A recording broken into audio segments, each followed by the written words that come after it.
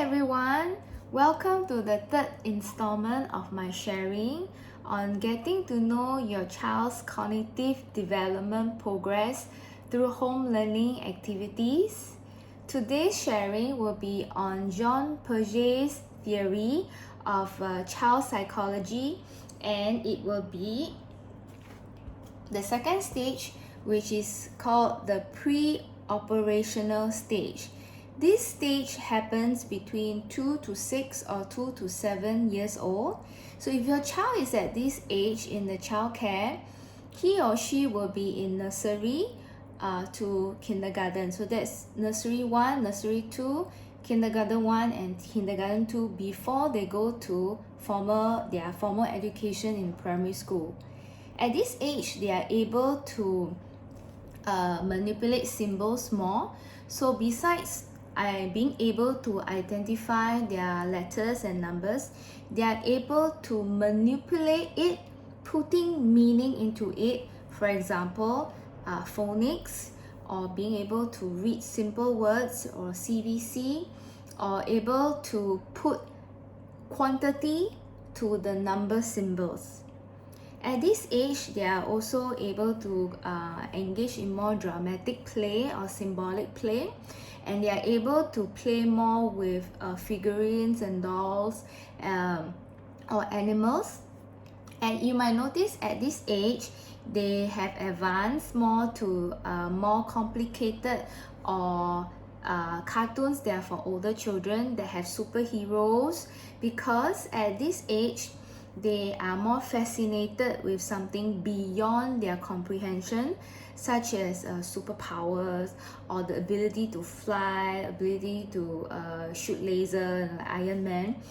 This is because they know their limitations and they are keen to advance their strength, and this is the main characteristics of the pre-operational stage children.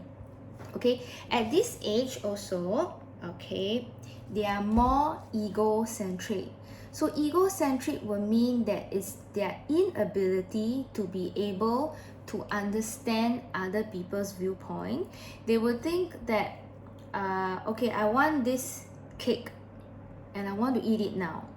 So when mommy say, please share it with your sister, say, I don't want to share, I just want to eat everything by myself. I can't share, because if I share, I'll have lesser cake.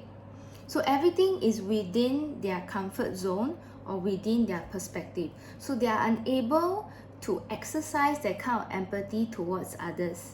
So what I do with Scott and Samantha at this age would be to introduce more books about morals and values or positive character traits, such as The Boy Who Cried Wolf, The Lion and the Mouse. And this is one that everyone particularly likes, is What If Everybody Did This? Now this is a book with very little words but with powerful visuals to show you or to show the child what happens if you do this and everyone does this, then something might happen. So at this age, the cause and effect notion is very strong also, and it's good to continue or follow up with the cause and effect teaching that you have been trying to reinforce in your child in stage 1, which is the sensory motor stage.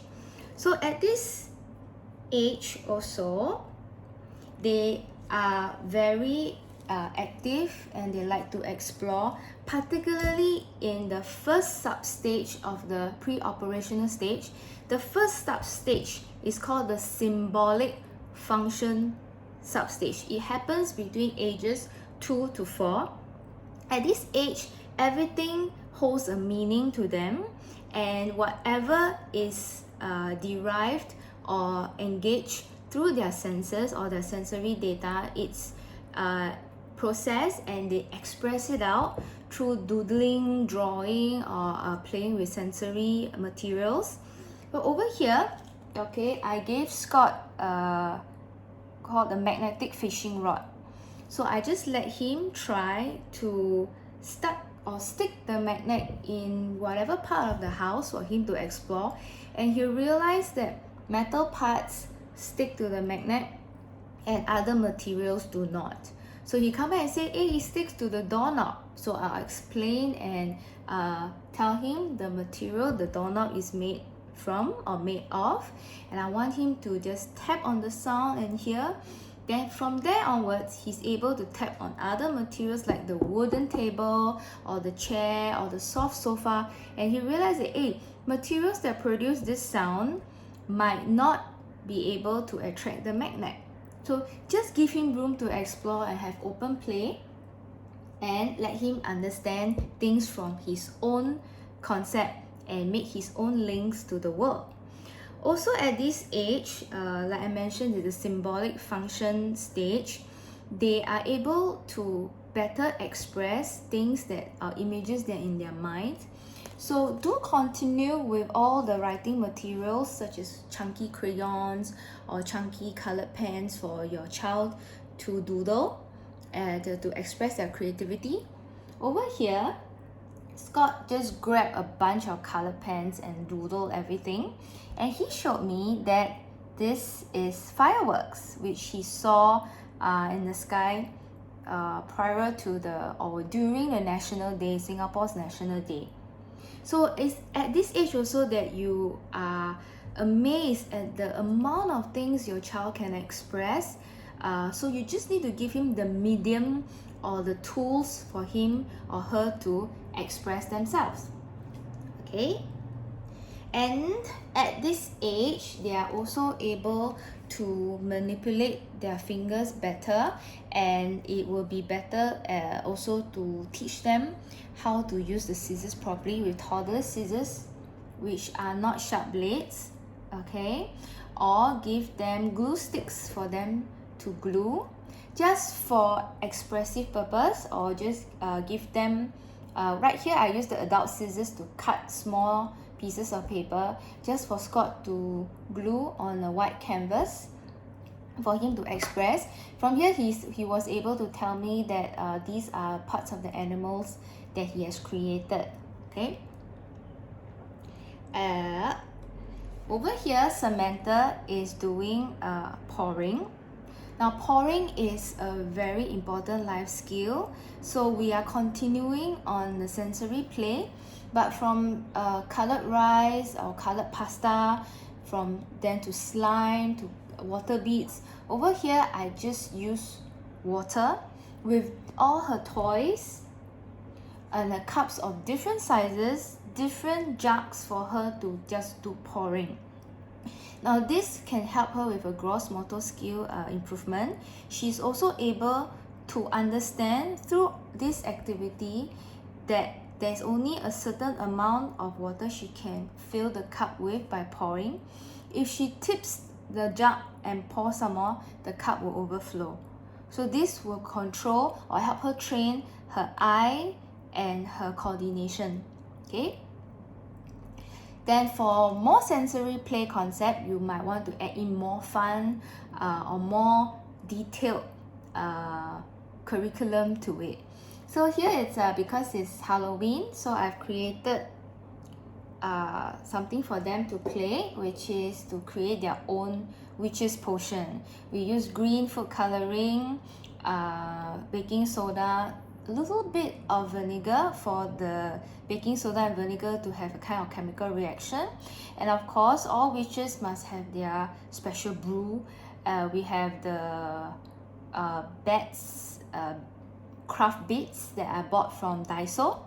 Of course any other small beads here, small balls and flowers, and an eye, googly eye, and some green pom-poms for them to play. Okay, so there they don on their witch's hat. Of course it's also DIY. You might just want to Google witch's hat template for kids, print out color, and then just put it on their head. Okay, so over here they are mixing their green witch's brew and just stirring and having fun. And it's also good for them to see that once you mix different ingredients or different things together, you have that fun, which is something that we always do when we were kids. We pour water into sand, we pour water into flour, or we just make our own Milo. Of course, in the past, Milo couldn't melt in cold water, so we can see the different reaction when we pour cold water and the Milo powder didn't melt, you see. So it's all this fun that kids like to do, and do give them this for them to have fun and for them to create their own links to the world, that once I've done this, when they grow up they remember once I've done this and this was what happened and I had fun. Okay, also at this age, you would want to do more learning abilities training with your child. Now, training sounds like, oh, very big, I have to train my child at this age. Now, learning abilities training is not training per se, but it's something for them to have fun and to help them in their cognitive development. So there are two kinds of learning. One is content teaching or content learning. One is learning abilities learning or learning abilities teaching. For content learning is something that requires the teacher to give you an answer.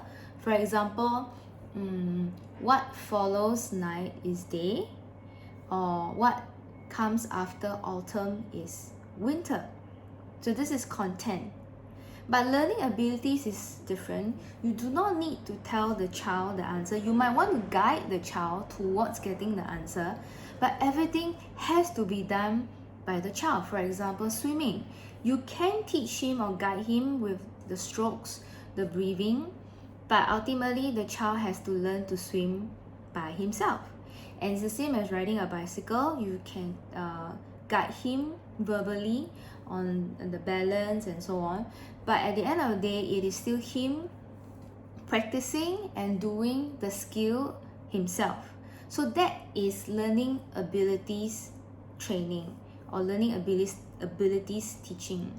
That will form a good foundation in your child, so that when you go to content teaching, he is able to understand more, retain more information in his memory, process it better, learn to express it better as well, and most importantly, enjoy learning, and learning will not be a chore to him.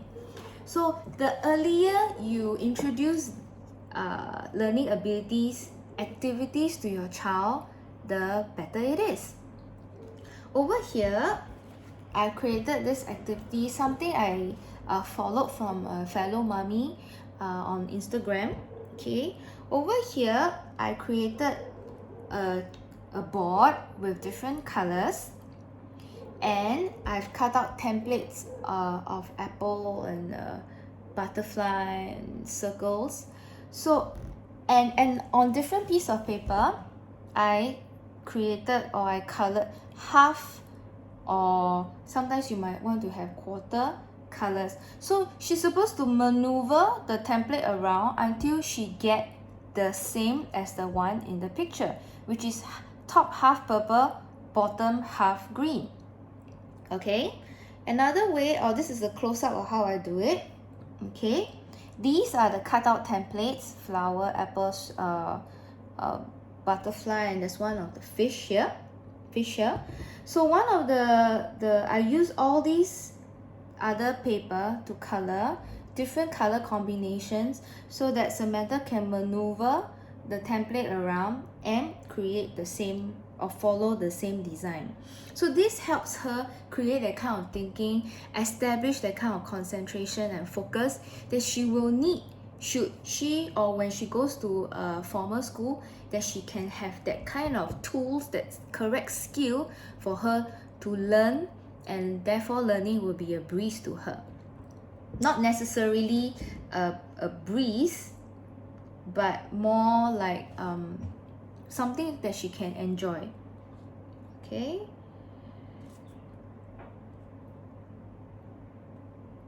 I've left the file.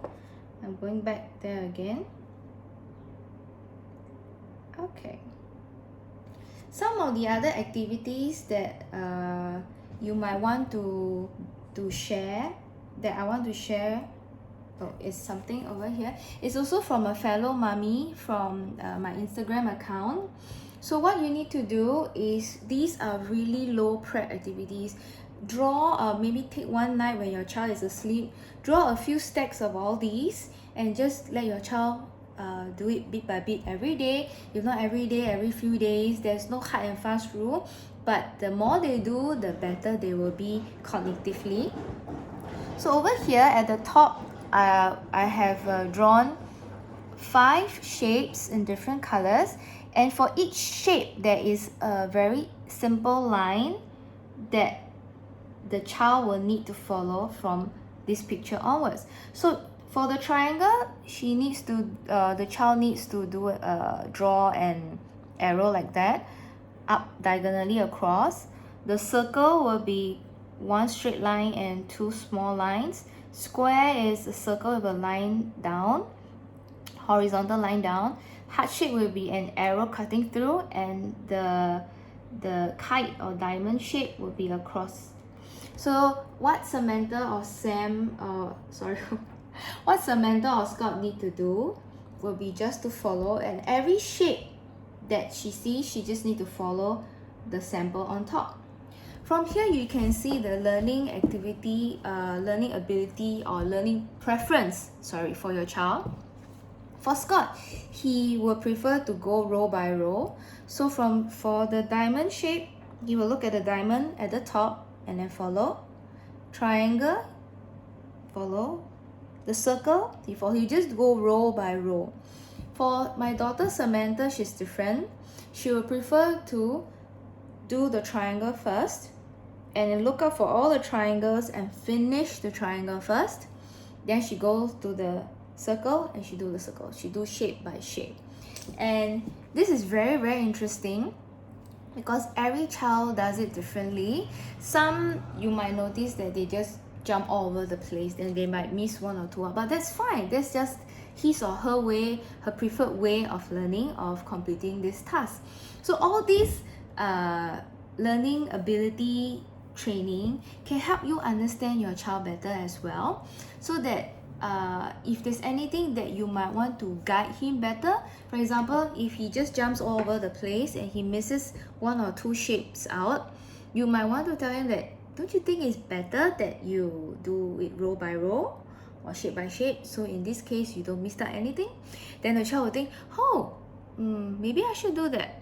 That's a good idea. Otherwise the child says, no, I prefer to do it this way, I'll just be more careful, which is fine also. Okay, then there are also activities like this which I will share in more detail, because dot stickers are mine and my children's favorite learning tool that we like to use. So over here, there are numbers that represent every single different dot sticker, and I drew different number combination, and they just need Scott and Samantha just need to concentrate and pace accordingly. So this helps them in their focus, which is very vital for them when they go to primary school, because for first half of the lesson the teacher might be teaching, and it's not easy to just sit and give the teacher your full 15 minutes of attention, then immediately go and do your table work on your workbook straight away in the half an hour. So this will be good to help them, or to give them that head start for concentration and focus work. Okay, and this is something that I've also picked up from another mummy.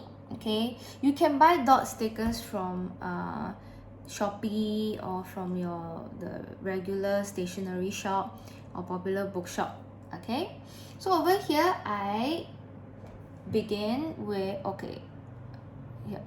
there's different colors and different directions of arrow, up, down, left, right, and all the 4 diagonal directions. So what I did was to draw different directions of arrows, and Scott and Samantha's job would be to paste the correct dot sticker on the correct direction from following the sample at the top. Now this is also good if you have a child who finds it challenging to sit still in a restaurant or in a cafe while waiting for food. Just whip out a paper like this. Okay, you can prepare it at home.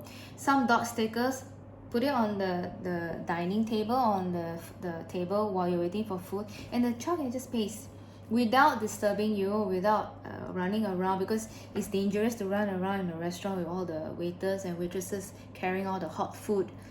So this is perfect just for that 5-10 minutes of table work also. Okay. Another activity that I find it very, very useful, especially when you have a child who likes to draw or who likes to doodle, will be this. Okay, this is a donkey. Okay, the full picture looks like this. And at the bottom, I drew 6 other donkeys with different parts missing. This one has the mouth and the nose missing, the ears, the legs, the neck, the tail, and the body, and so on. So Scott particularly likes drawings like this, where he needs to make out the differences. Okay. Yeah, here you go. So this is good also. Try to have fun with different animals, or you can have a house with certain windows missing or the chimney missing, which is good for them to do that visual discrimination exercise and pick out the differences, put in the things or the missing parts that they know that they need. So it really, really helps in the visual and the concentration. Okay. At this age, between 2 to 4, your child will already should already be familiar with some of the alphabet, the letters of the alphabet, mainly the matching of the capital letters and the lowercase letters. But you might find that sometimes when I do a particular alphabet activity with my child, I'll think, oh hey, she knows the alphabet. But when you change a different activity, you realize that hey, she doesn't know her alphabet after all. So sometimes it's good to change, swap here and there, or introduce different activities that teaches the same thing, so that the child won't do everything by habit. Habit comes from your mind. When you keep doing the same thing, it becomes habitual, and you don't have that concentration, or you don't utilize that kind of thinking skills anymore. So it's good to swap or introduce different activities that teaches the same thing. Over here, it's a variety of alphabet activities that I do with Samantha. Okay, let me go first with this. Matching and identification, or recognizing her uppercase or capital letters on the fridge. I pin up some letters by chunks. So you might want to do A to N first, then O to Z. Okay, so she has the magnet alphabets that she's supposed to match alphabet to alphabet. Okay, so that's the recognition. Okay, and these are the printables that I got free from the net. You just need to Google, and sometimes you just need to sign in or sign up as a member to get all these free materials. They are perfect. They are everywhere. Most of them are free. Some are payable, but it's okay, not very expensive. So if you want, do sign up. Otherwise, you can get free ones like this. So over here, I didn't cut the puzzle. Okay, once I printed it, I mount it on hard cardboard, so it's more durable. So I just read out the whole thing to Samantha: uppercase, lowercase, and E for egg, F for fire, G for gift, and so on. Okay, and over here is something that you might want to print, laminate, cut, then paste with Velcro. So here she needs to match the uppercase to the lowercase letter. Then here she needs to identify. So okay, one thing I need to share is when Samantha did this activity, she can do it very well. She knows this is lowercase c and this is uppercase, lowercase b, uppercase b. But when it comes to this, she might be a little bit confused, and that was when I realized that, hey, you're not that sure, but I thought you were sure when you were doing this activity, and then when you do this, I realize that you're not that sure, which is fine. Okay, so you know that sometimes when she's been doing the same thing, okay, it's because of her habit. Okay, so it's good to introduce different alphabet activities. So here I printed out A for apple, and she needs to use the clothes peg. I got cute ones from the net to pin it to the correct lowercase letter. So at this age, you might find that your child will have problem finding it difficult to open or to click on it, but this is okay. Try to guide her and help her do it, but most of the time the child will want to do it by itself because it's something really fun and they want to have that independence. So but their pinching skill will not be that strong yet, so it's okay. Try to help them. What I did was I pinched for Samantha and she slides the card to the correct letter, and I'll just let go and the clothes peg will be on the correct letter. Okay, then over here we have some easy low prep activities. Again, I do by chunks, A to G and H to O and so on, with my trusty dot stickers. So she needs to match the lowercase letter to the uppercase by pasting them as wheels on the card. Okay, over here, because she wasn't attending school yet at 2, she only attended school, or she only went to school when she was 3. I began to give her her own workbook or her own journal for her to learn her alphabet. So here I drew a big G for her to paste dot stickers to trace. This is a kind of tracing activity also, and it's good for visual tracking for her to know how the G, capital G and the lowercase g are formed. Then here I drew a G for gorilla, goat and grapes that she can resonate with and paste. And she needs to differentiate by coloring capital G's with orange and lowercase g with pink. Orange and pink are her favorite colors, and this activity helps in visual discrimination also. So she won't just color everything pink, so she knows how to make out the difference and use the different color to color correctly. Okay, so when you feel that your child is more comfortable with her letters recognition already, you might want to have more fun activities like tearing out some magazine paper for her to practice her cutting. Okay, so here Samantha is supposed to look up or pick up letters L, S, W, and she needs to cut. Definitely her cutting skills are not that good yet, so but the main thing is she's able to identify the letters and proceed to cut, after which she can paste. You can see they are all very well cut because they are cut by me. Okay, and after some time her fingers get tired, so she will ask me to do for her, and I will cut, and she just need to glue them on a white canvas. So that is a fun activity that she can do also. Pick out letters from different materials like magazines, newspaper, or sometimes on the street when you see road signs, you can ask her to say out the letters as well. Okay, and it's at this age that I've introduced bookish play. When I first found out what bookish play is, I realized that it is something that, in fact, every school or every preschool does it. That is to share a story and do activities that are linked to the story and play with things that are linked to the story. So that is bookish play. Bookish play, I feel it's very, very good.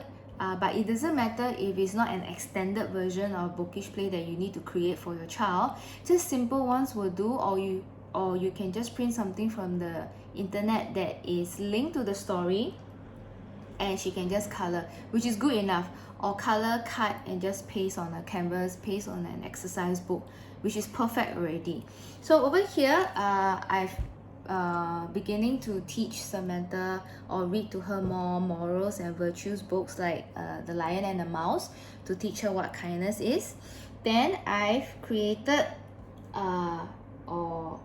this is a toilet roll with yellow paper for her to paste parts of the lion. Okay, and I differentiate with this is a Montessori way of presentation. You might want to have a palette also, or you just have a tray, or if you don't want, you can just put everything on a plate to present it to her or to your child. So here I differentiated with the tail, the legs, and the head. So she needs to paste to the parts of the lion. Okay, after which, here you go, this is how she's supposed to do. And to make it more fun, instead of pasting it on paper, I let her paste it on the wall. Okay, here you go.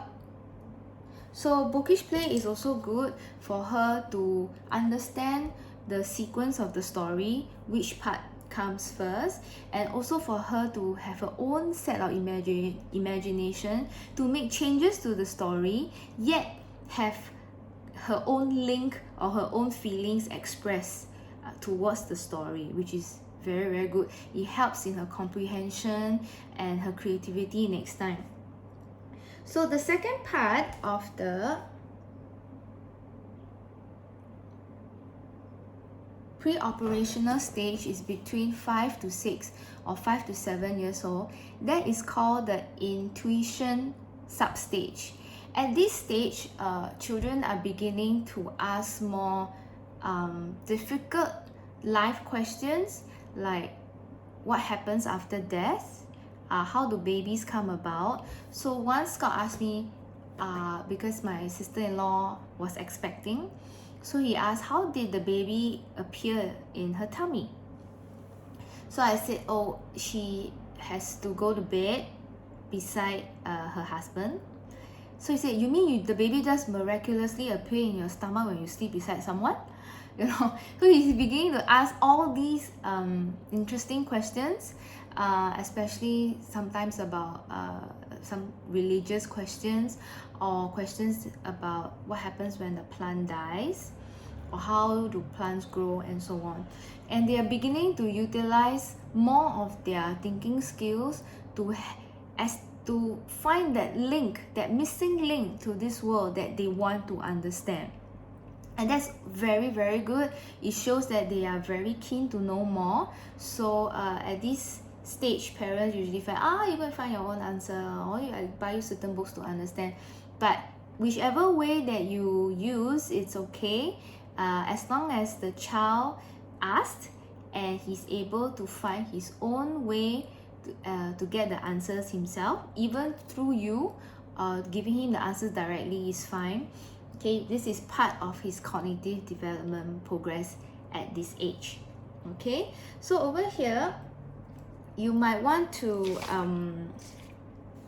do more in-depth learning with the child, because over here in Singapore, content learning is very, very heavy.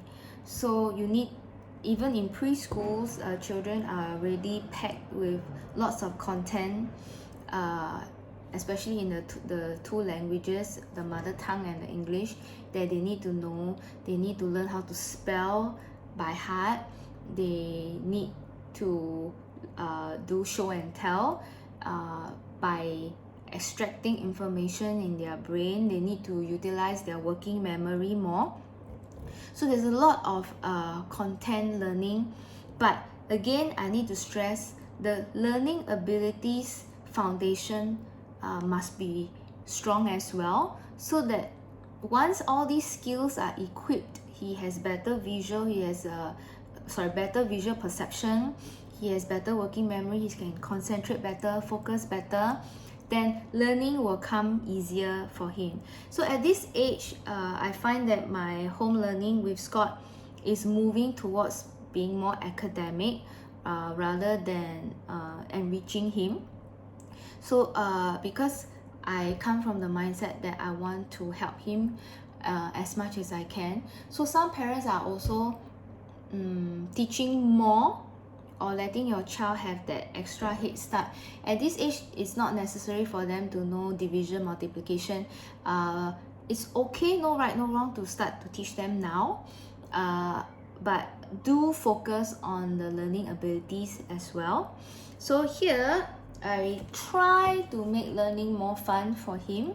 So he's matching the Chinese words for our 猫头鹰 instead of 鹰头猫 or 头鹰猫. So the words, Chinese words are scattered everywhere. He just need to form that visual tracking skill that he already is good to have, so that his mind can understand is 猫头鹰. So he does that linkage to trace. Okay, then here I've decided to use fractions to teach him in place of multiplication, because at this age, I think because he's starting to see pizzas divided equally, the donut that I would peel to split into two for him and Samantha, and you start to realize that while I'm doing it, there might be one piece bigger and one piece smaller. Why am I taking the smaller piece and his sister taking a bigger piece? So I decided to teach him fractions. Just very easy concept, touch and go, about half, about quarters. And if you have 2 quarters together and you color the shape, it actually makes half, so on and so forth. So this is content teaching. You might want to also use different ways to help them with learning ability, to improve their learning abilities, like this. Okay, this is patterning, AABB, that helps in good mathematics foundation. This also is an important skill to know. It helps them predict the answer and they can manage their expectations. So this is also part of a learning abilities skill that you might want to do a little bit of training. Okay, maybe training is too strong a word, or maybe do a little bit of exercise with your child, so that when this finally comes, the skill is already there and they find that learning will be more smooth for them. Okay, then last but not least, some people have also asked me, my children are of different age, so how do I teach them or create activities that both of them can enjoy? So besides messy play, playing with slime, water play, maybe reading a book together, there are a lot of other activities that both siblings can do. In my homeschooling mummies community, you can go to Instagram. The handle is Home Learning Mummies, okay, that I have created with another friend, Ivy. Over there are a lot of mummies that we share all over the world, creating all kinds of different activities, home learning activities for their children. And you can just pick and choose and create your own based on your child's learning ability or based on your child's interest, and to create that kind of fun for them. So over here, the topic was about rocks. So just something very fun. I just gave them paper plates for them to color green, because I asked them, where do you think rocks can be found? And I said, in the garden, at the park. So okay, just color what you think where the rock can be found, and we just stuck a real rock on it.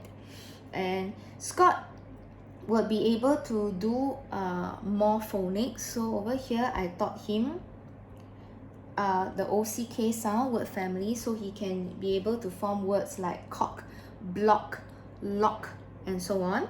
Whereas Samantha can do R for rock as a beginning sound, so she can make the sound, and of course match upper and lower case, and just do her personalization, which is coloring the rocks. Okay, she is also beginning to know more Chinese words.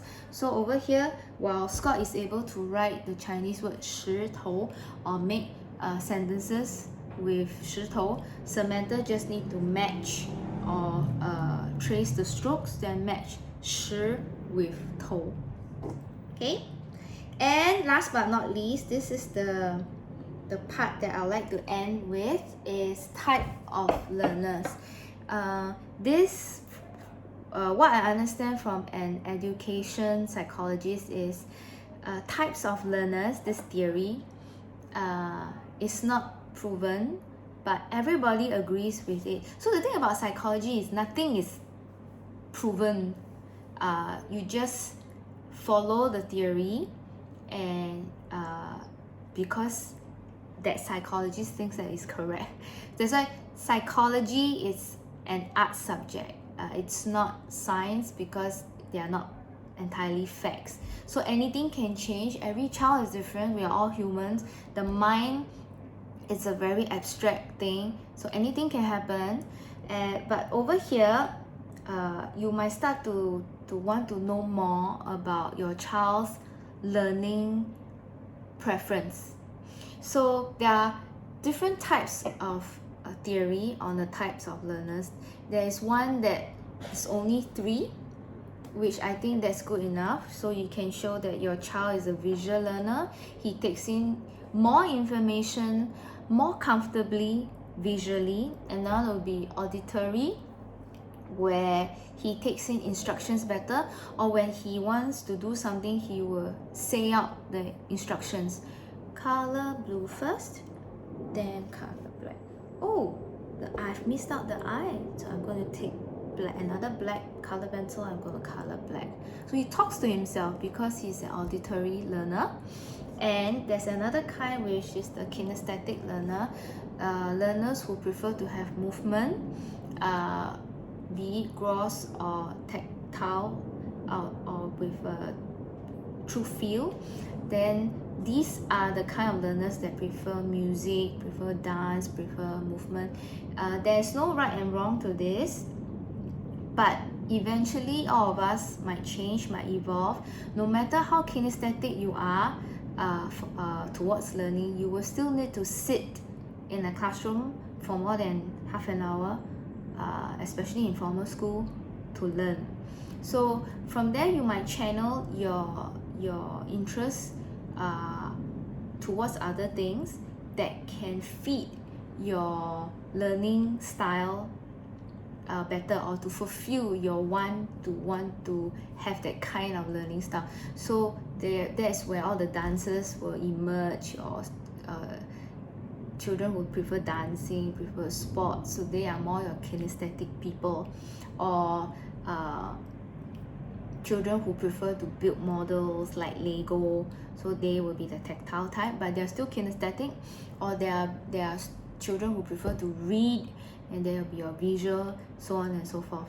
So don't be overwhelmed by the type of learners, because sometimes your child might show traits that they are both instead of one, or they might be kinesthetic and auditory at the same time, because they prefer to listen to music and sing along. Okay, that's their way of learning. So it's good to know that your child is this type. So when the child goes to formal school, you will understand that sometimes these are the certain subjects that they might not excel in, because they would prefer to learn through this way. So do read up about it, but no need to dwell so much, but it's good to know. So if I can share, Scott is a very visual learner. He's very detail oriented. He likes activities like find the differences, maze, and lots of drawing. So he's very visual. He likes to color. He colors every day.